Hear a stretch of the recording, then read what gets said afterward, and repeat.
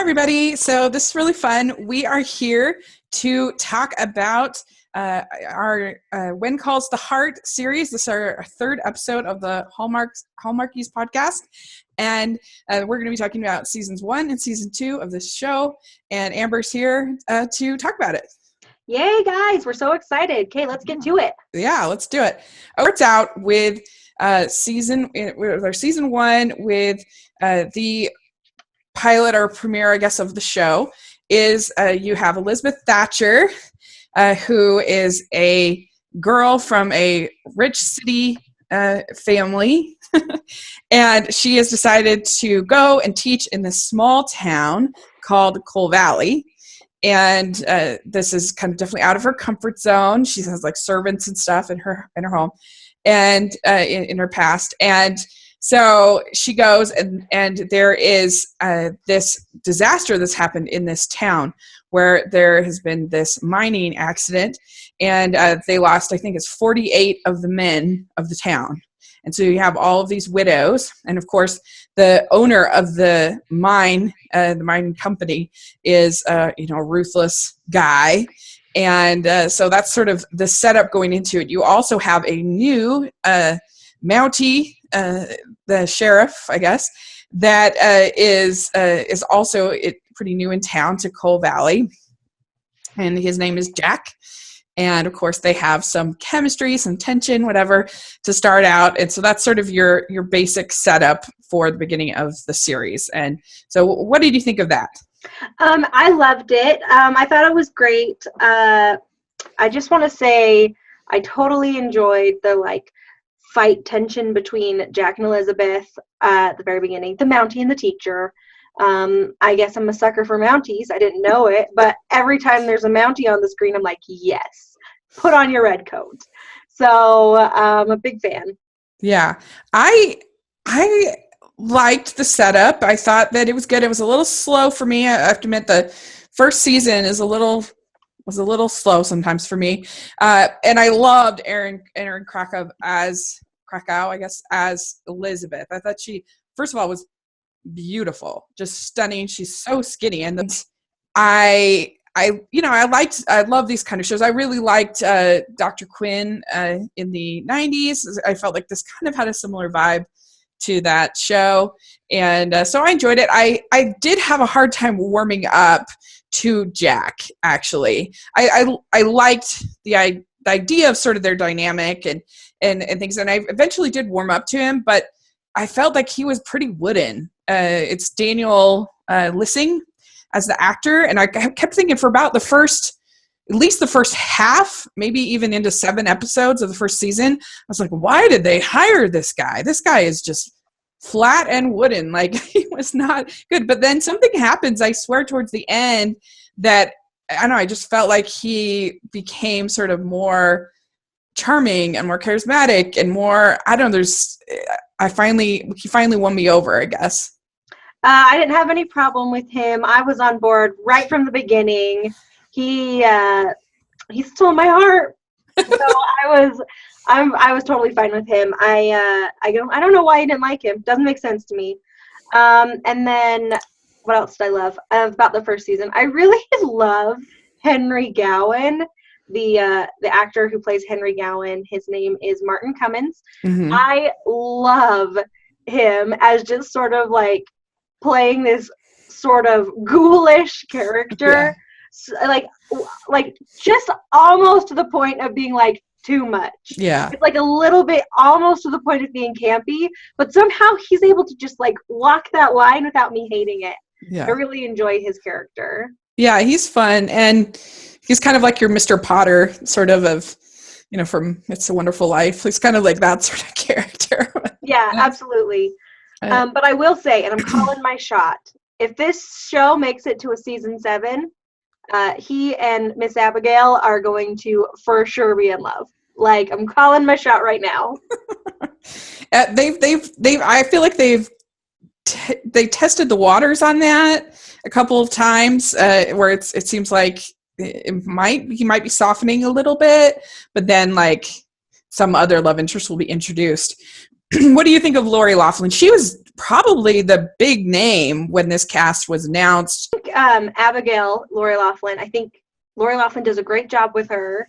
The only thing about her character is I feel like she is always right. And like everything she does, she like just sticks to her thing, her guns, and it ends up working out. And I just sort of am like, come on. At least one time something has to go wrong. I mean, like, I know her family died in a mining accident, but like the whole time we've known her, everything's just like coming up roses. So whatever. That's true. I mean, she's had people do bad things to her, but she's never really been the one to be apologizing for what she's done to other people. Yeah, she's always right. And like, even if, I just sometimes don't even, I'm like, you could chill off on this a little bit, Miss Lori Loughlin, but she's like, no, I'm going to stick to my guns. And the show's like, she was right all along. One more thing. I love this show, but it drives me nuts. They are all such busybody meddlers. I'm like, let people live their own lives and solve their own problems. Don't stick your nose in everyone else's business. But they do, and it's fine. Yeah, whatever. It's basically like Stars Hollow, or anytime you have like a small town in any of these kind of shows, it's always like that. And I grew up in a small town, and it's not like that. This is going to sound unkind, but I am waiting for the day when Elizabeth is like, oh, you have this problem in your family. You're one of my students. You need to fix it the way that I'm telling you to. And I want one of the parents to be like, forget you. It's none of your business. Bye. And they just like take their kids out of school and like never come back. We got pretty close with that. The kid in the the mines with she was like the genius kid. Which one? They're all geniuses. Yeah, you're right. That's the thing. Okay, I do love the show, but it's starting to stretch the limit of credibility here. Okay, anyway. Yeah, it definitely has some major tropes. I think if I was going to say a major, like I did think that Jack was very flat for a long time, but I also think that it feels very modern. I think that the way that they talk often feels it could be subbed in pretty easily for a Gilmore Girls episode or something like that. Like, it feels very modern to me, and I think that a lot of times the costuming feels very modern. It's not like, you know how I feel about that costuming. It drives me nuts. But like, worse than the costuming for me is their hair. Every single woman has developed into be having their hair down all the time. Like, maybe there's a bobby pin pinning it back slightly. right. And I'm like, back then, if you didn't have your hair up in a bun, you know who did that? Hussies. Right. Ladies who worked in saloons, but not nice saloons that functioned as a school, like ladies of the night hussies. Yeah. It makes me so mad. Once they get to the city, then the costuming improved, I thought, considerably. The dresses were, I mean, obviously it's going to somewhat, but like, they were actually like really beautiful dresses, and really there's like, ooh, they've spent all the budget. I hated the city dresses. I hated really them. Oh, yes. I thought they were pretty. They were lovely for like 1930. I don't know. I was like, kind of looks sort of Downton Abbey-ish. I was so mad. And like season 2, they just gave up entirely. All of the extras, they were like, we'll just bring a flannel shirt. And there's like people wearing clothes that they clearly got at like the Gap in the background. And I was like, come on, you guys, try a little bit. But I love it. I just want to say that. I do love it. But the whole time I'm just like, those clothes are wrong. Yeah. Yeah, I guess it does. The city clothes do have a little bit of a Downton Abbey feel as opposed to a Pioneer feel. But I don't know. I thought they were pretty. With the owner of the mine, and him wanting to kick out the women from their houses because the men aren't there anymore, and they have to. And so the women actually start mining at a certain point. There's also this fire in the church, and our Lieutenant Jack has to, or whatever, I forget what his Constable Jack. He has to look into it and investigate it. And so that's sort of the early like part of this first season. And and it was fun. I liked the Pinkerton being a scumbag thing. That was fun for me. Mm-hmm. But what, once again, it's just another thing that's like, oh, this insurmountable problem that should just be like, okay, bye, I'm going to go find a new life. And they somehow manage to fix it in this improbable way. And it's great and I love it, but it happens all the time. I'm starting to lose patience with the improbable saving of everything. Mm-hmm. But, by constant that being said, back then I was like, Henry Gowan, you don't even know what's coming for you. These ladies are going to be such good miners. You have no idea. I thought they did a pretty good job of convincing. Like, I kind of thought maybe she really did burn down the church. Like, I thought they did a pretty good job of like sort of giving her some motivation, and like, I don't know. Okay. It was okay. I thought the mother of the silent Ginger was not going to have burnt down the church. I'm sorry. She just loved it. Yeah, I thought it was okay. It was somewhat. Like I said, I was kind of bored, but I don't know. It's like, well, that was interesting, I guess. But anyway, and then so we get these new miners that come in the middle section, and that's where we get one of our favorites, Andrew Walker. There are a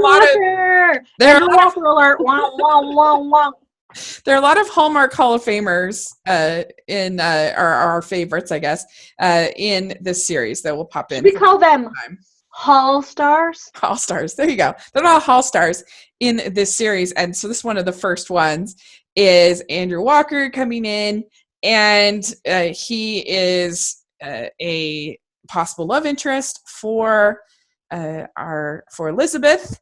Yes. And he's very charming. He writes his own poetry.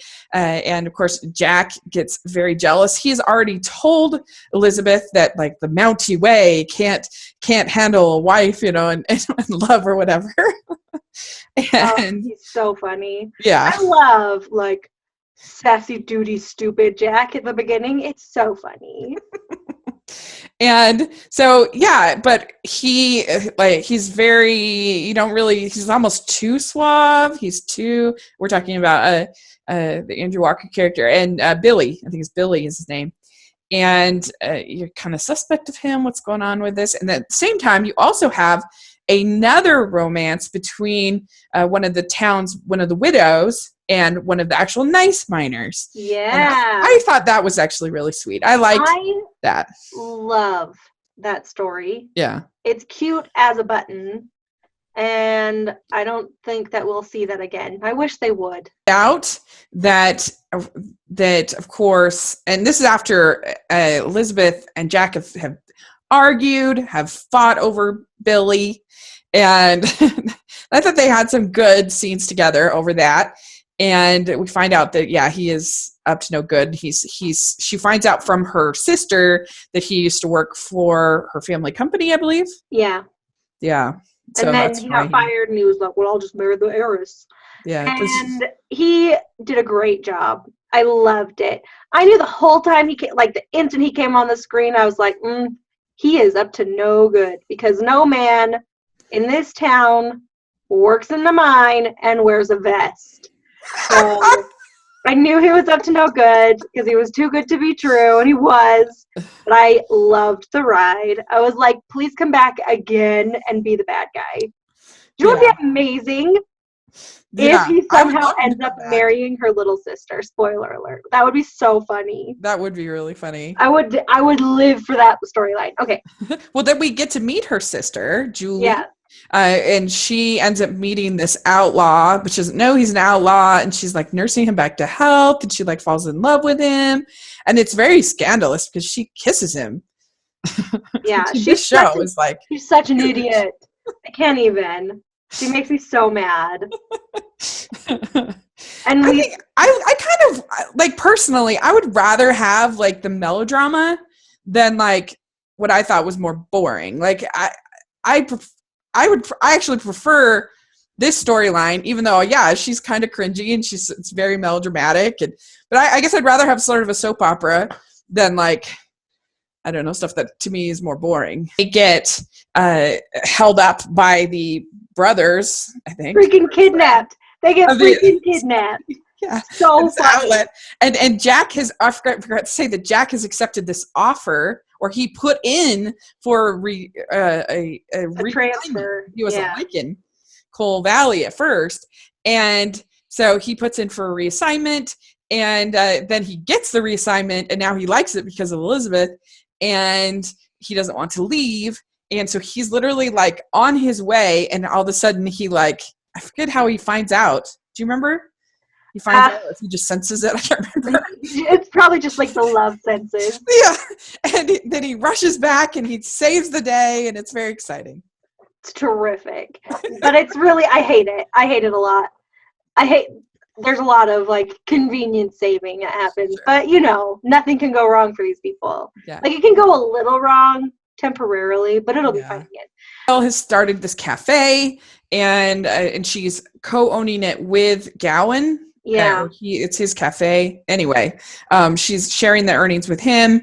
So that sort of thing, she ends up moving with Elizabeth to live above the cafe. And Elizabeth is completely incapable of cooking anything. Like she's just a total disaster. Yeah, I'm fine with that. I love that story plot because as someone who had servants, she's for sure going to be terrible at cooking, at least for the first bit. So sure, I'm a big fan. Yeah, it was funny, and those kind of ovens have to be just so hard to control temperature and whatever. So yeah. Anyway, and so we get towards the end of the season. This is when it started to kind of pick up. I was starting to feel more chemistry. I was starting to, because I think I even texted you like midway through. I'm like, does it stay this boring? You did, and I was like, well, has Rosemary arrived yet? No. So, I mean, perfectly honest, if I was just watching this for the sake of watching this, they might have lost me. Yeah. But so Rosemary appears, and she's played by Pascal Hutton, and she's also been in a bunch of Hallmark movies. Yes. We were just talking about one the other day, and she is an ex-fiance of Jack. And I have to admit, when I first saw her, I was like, there's no way that she would be an ex-fiance of Jack, because Jack is so boring and she's so like fun. Like I did not see that. That's why she's an ex. But she's so great. Even when she's like super annoying, because she is super annoying when she first shows up, she's still so wonderful. Yeah. And even the way she talks is hilarious. Everything she does is funny. And I kind of wonder if like they casted her just for like a little part. This was going to be a one episode kind just of thing. A contrivance to stop. Yeah. And then there was just such chemistry, and it was just such a good fit that they then wrote her into the show. I would buy that, because how could you have her come on your show and be like, not keep her forever? Yeah, and it seems kind of strange for her to just be introduced right at the end like this for the season, and when she is so dynamic. Like if they had known all along, then you'd think that she would be in it sooner. Yeah, I loved it though. I was a big fan of her showing up and Elizabeth being like, oh. And the thing about Rosemary though is like I loved her character, but I was like, you are going about winning a man completely wrong. You don't just stalk him to loving you. That's not how it works, Rosemary. Well, and especially this man, because he's like, there might be other men that are sort of more sort of attracted to that, the attention and the whatever. But like, this is sort of more of a shy person, a little more of a private person. Like, that's why it sort of feels like, how the heck were they ever even together? They seem like so different to me. And but it does make sense because they grew up together and all that stuff. So, there's 7 kids in their town that are their age. Yeah. And they're like, I'm handsome, you're beautiful. Marriage. I love later on when Leyland's like, how am I ever going to learn to control that woman? And or I need to learn to control that woman. And Jack's like, good luck with that. It's so funny. I love it. And so, yeah, she is like great at everything too. Like she has recipes from like that she got from like, I forget, famous chefs. Like working at a stint at a fancy restaurant. Yeah. And I've been in all of the plays and I'm amazing. Yeah. Like everything she's good at, everything is, and so that's very intimidating to Elizabeth. And so Abigail, at the same time, she starts doing this sort of investigations into the mine explosion. Yes. Both her son and her husband were both killed, and so she's trying to be sort of sneaky and trying to help Jack out with this investigation. And it's obviously really hard because it's been like 6 months, and obviously Gowan's not going to want to be super forthcoming.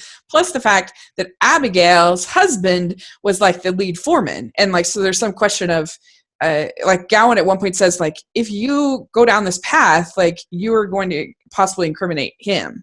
Yeah. And that he's like, I've been doing you a favor by keeping this quiet. And so she has to decide like, what is she going to do?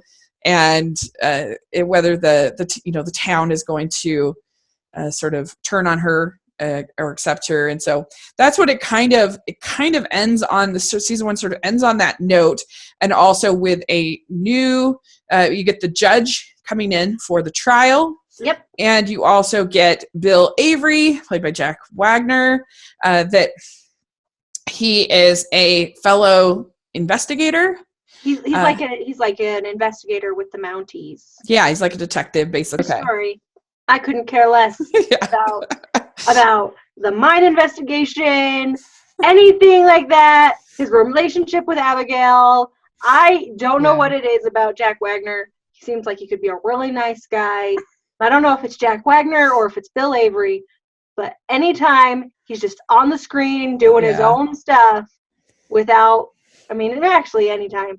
He's he's why is this still happening? And it's like, and maybe it's his fault because he doesn't get to have like fun romance stories or whatever. He's like always servicing the like overarching mystery of like who blew up the mine. Obviously Henry Gowan. We've known this since episode 1.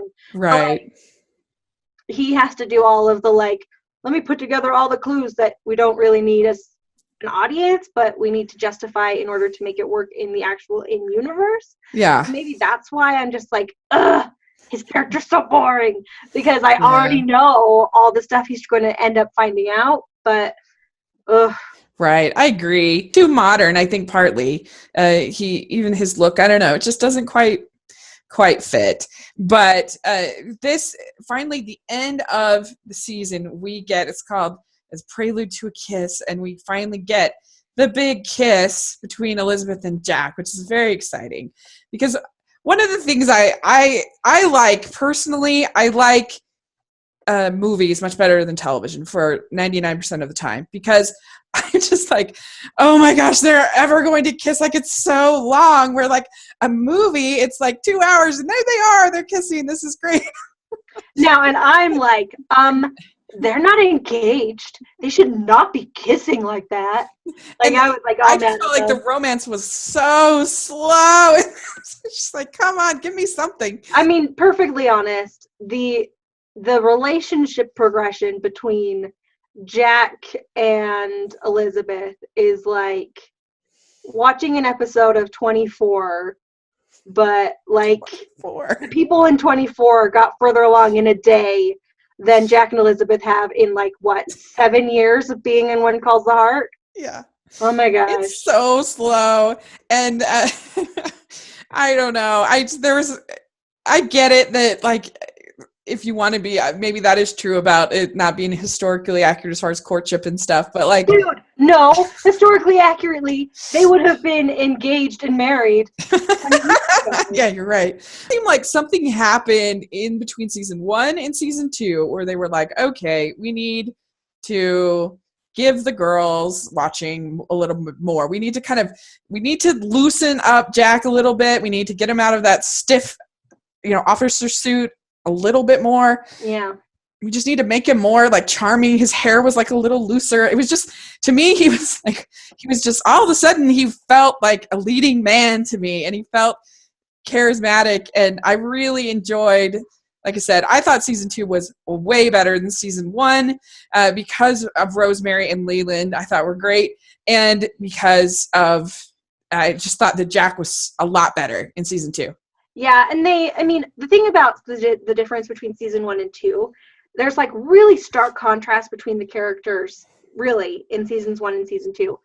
But they don't just go straight from, this is who the character was in season 1, and we suddenly rewritten them to be completely different in season 2. they actually do it very cleverly where all of the change the characters experience feels very organic. Like Rosemary, for example, I mean, she gives up her obsession with getting back with Jack, and she like slowly grows over time while still staying like the same base character. Yeah. Her motivations sort of change, which makes her less like, which takes her from being just like a fun, kooky side character that I could live without, but like is pretty funny, to literally the only thing that's keeping me invested in the show. Her and Lee are everything. Yeah, they're so cute. Yeah. Well, so it starts out with season 2 with The trial. The trial. There's I the think trial. TV shows should learn that trials are lame and we should yada yada them. There's the trial, and then there's Elizabeth and Jack and her family, visiting her family. So those are sort of the 2 introductory sort of things. Yeah. And the trial, basically, the one thing I thought was really funny about it, sometimes this show can sort of lay it on real thick with the like, ooh, it's a lady lawyer. Yeah, it's ridiculous. That was really funny. I mean, and I guess at the time it would be like that's how they would react to a lady lawyer. But also, do I need this in my life, wasting minutes that I could be spending time with Lee and Rosemary? Yeah. Yeah, basically, like the whole trial is sort of solved by the wife of Abigail's son all of a sudden showing up. What?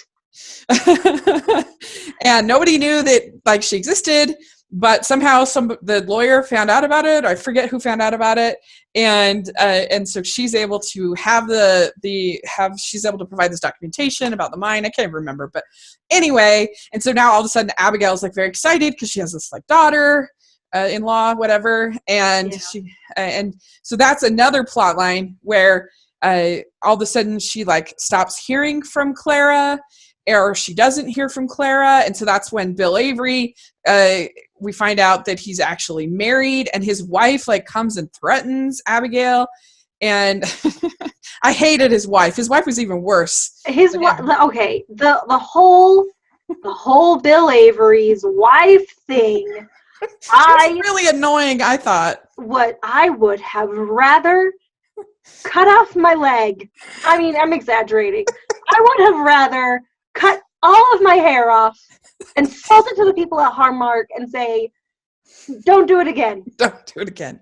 Agreed, 100%. But Bill Avery basically like rescues Clara from this man that's like basically got her in like indentured servitude. Yeah, it's the worst.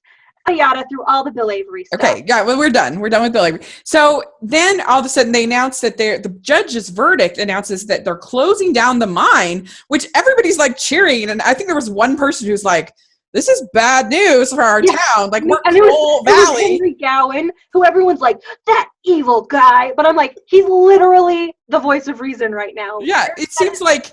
That's the whole reason the town exists. It's called... owned by this mine company town. Like, that's its name. Like, isn't there sort of a middle ground you could have, like, between this? I mean, was you really going to close down the whole mine? I don't know. That seemed kind of stark. No, I mean, that's the right call because the mine's unsafe and they shouldn't be able to make profit off of it anymore. I agree with the judge's ruling. But the people should have thought of that before.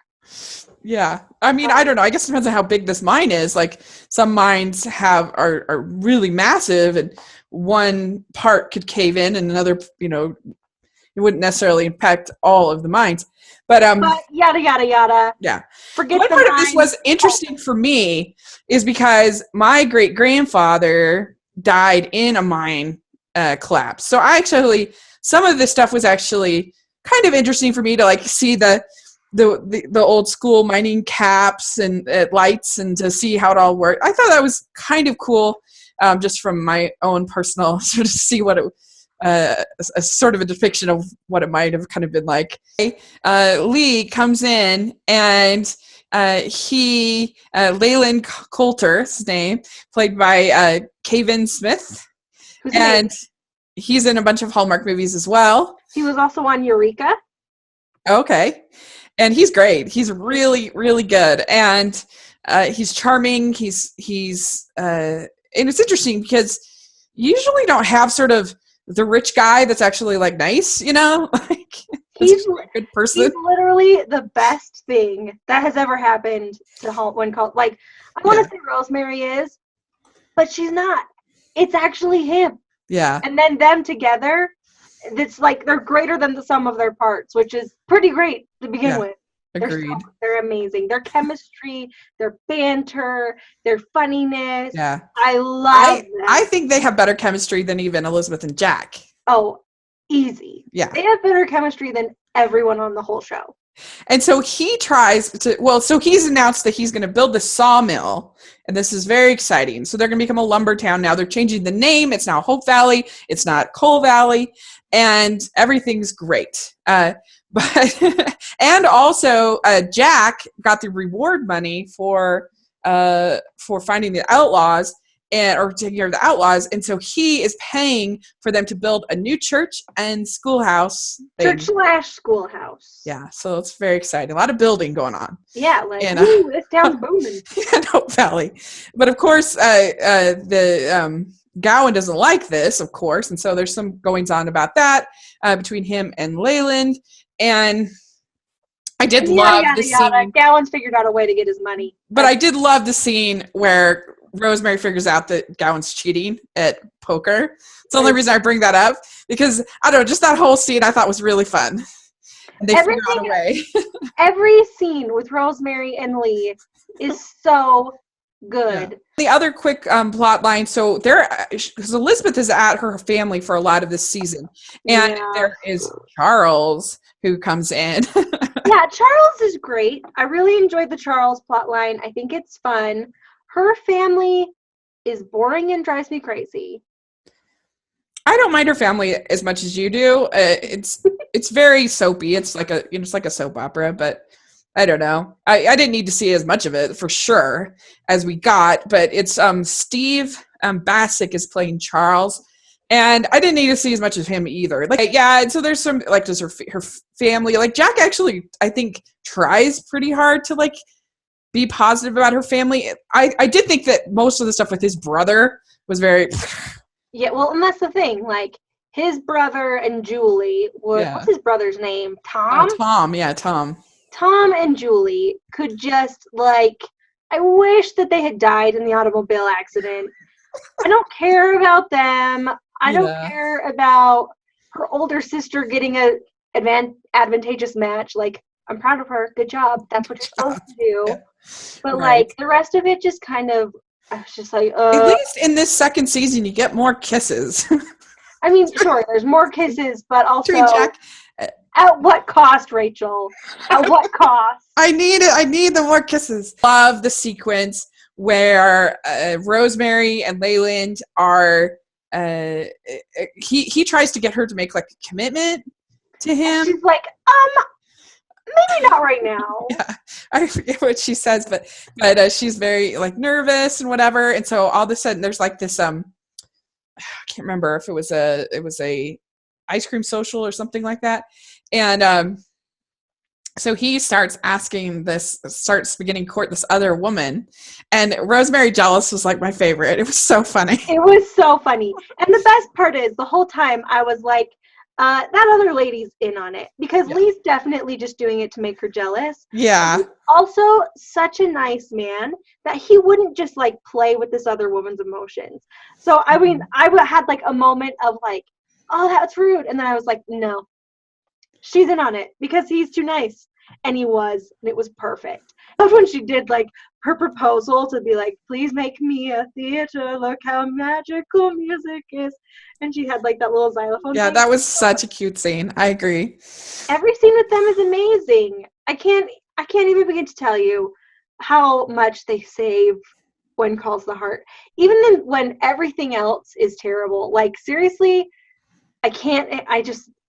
you liked season 2, and I thought the characters themselves were better. They were more fleshed out, more fun. Yeah.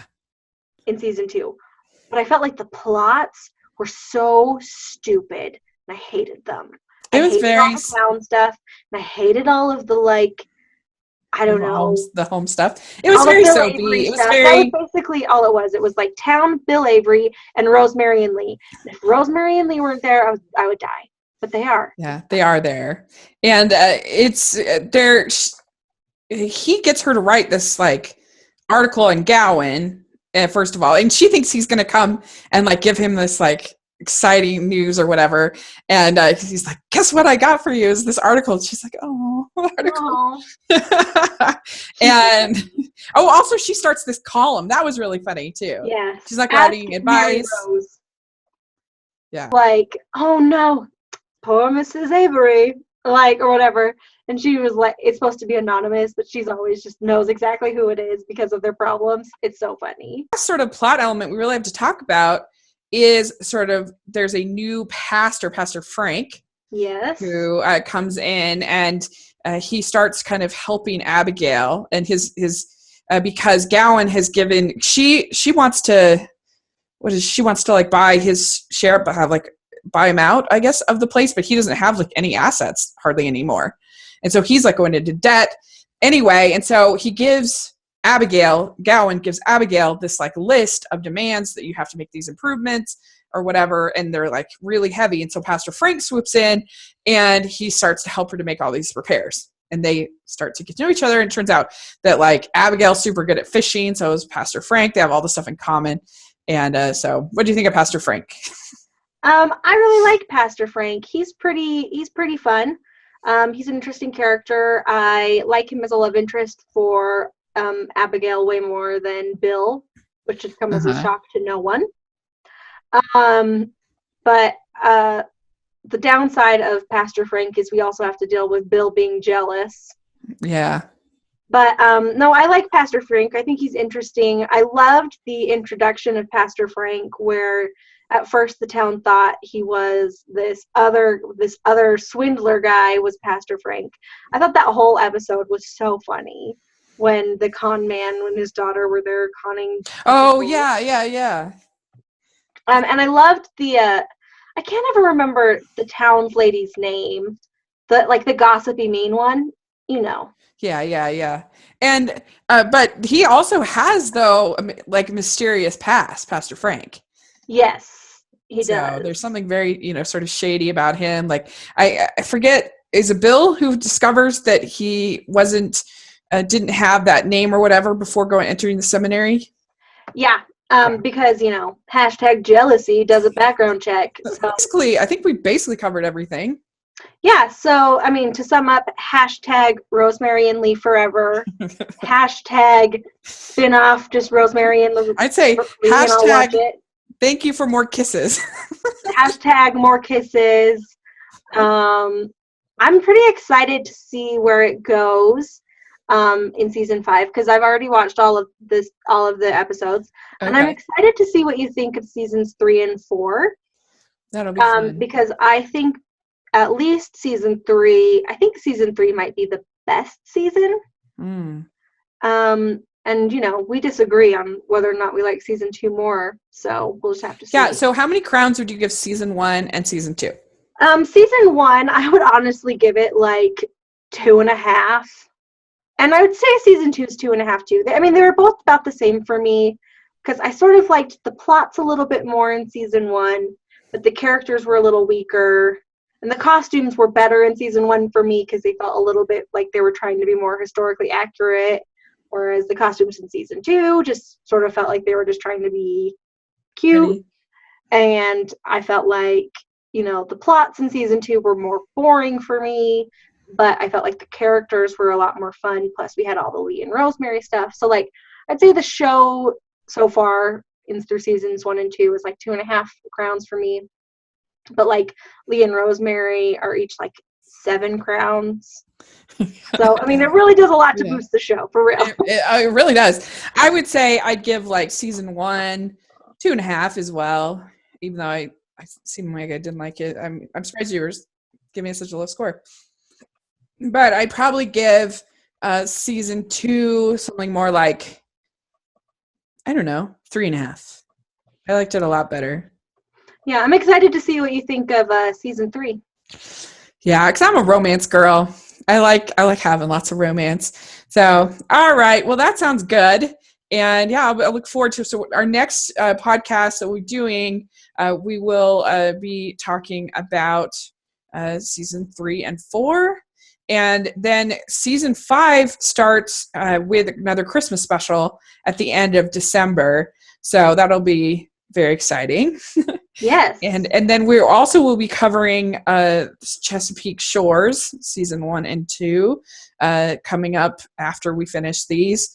And we'll get to our fall harvest. Falling for Vermont aired yesterday.